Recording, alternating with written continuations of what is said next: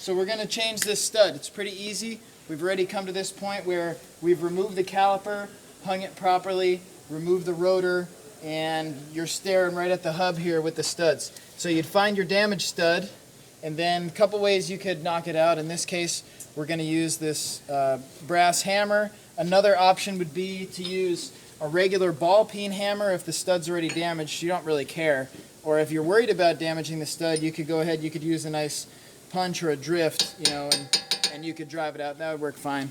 But because we got the brass hammer, we'll just go ahead and use the brass hammer. So we're just going to make sure we're clear of the back. It's not going to hit anything. Kind of line it up where the caliper was so we know we have room. Just go ahead and knock it out there. Now, this is an important step though, make sure that your new stud is the same. Match it up. It's really common they give you the same, you know, the matching thread pitch and size, but the splined area is a different size or something's wrong or whatever.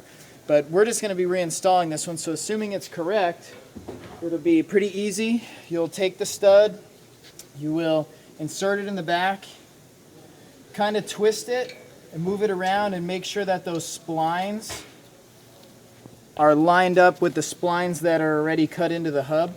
That's just going to help it draw in better. So it is right there. It feels pretty good. And then they make installers. They make ball bearing installers. They make all kinds of installers. But we're just going to keep it simple. Get a stack of washers, or you can even use a kind of a larger nut and put a small stack of washers there. We're going to get a little bit of a lubricant of a sort. Spray the threads a little bit. And then just spray the surface of the washers a little. Then we're just going to go ahead and using a lug nut, keeping it real simple, just going to start to run it up here, then we'll grab the right size. Would you do me a favor, set a torque wrench up to 76 foot-pounds? And we're just going to kind of hold by hand and just sort of run this in. And I feel a lot of resistance, but it's definitely moving. I'm also holding pretty tight with this hand. And then it'll get to the point where it's a little bit too difficult for me to hold, and I'm going to cheat just with a pry bar. I'm going to place the pry bar very carefully where it's not going to damage the studs, and I'm just going to kind of get it to a point like this and wedge it. And then I'm going to go tight as I can, realistically, and then I'm going to set up a torque wrench and torque to spec. We know it can at least handle the lug nut torque, which on this car is 76 foot-pounds, so I'd recommend torquing it to lug nut spec, which we've got all set up here. So same kind of a thing.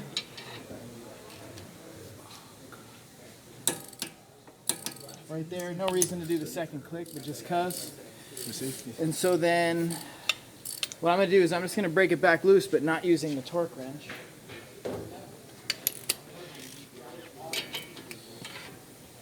Just using my pry bar here. Just go ahead, crack it loose like that, and your stud's now installed. Just remove the washers and you are good to go. Just a good idea though is to go ahead and make sure on the back side that the back side of it is all the way seated. Maybe you got a good light? Just a cell phone light, no good flash. Thank you very much. So we're going to just make sure, boom, it's nicely seated back there. And that looks good. That's a winner. We're going to run it.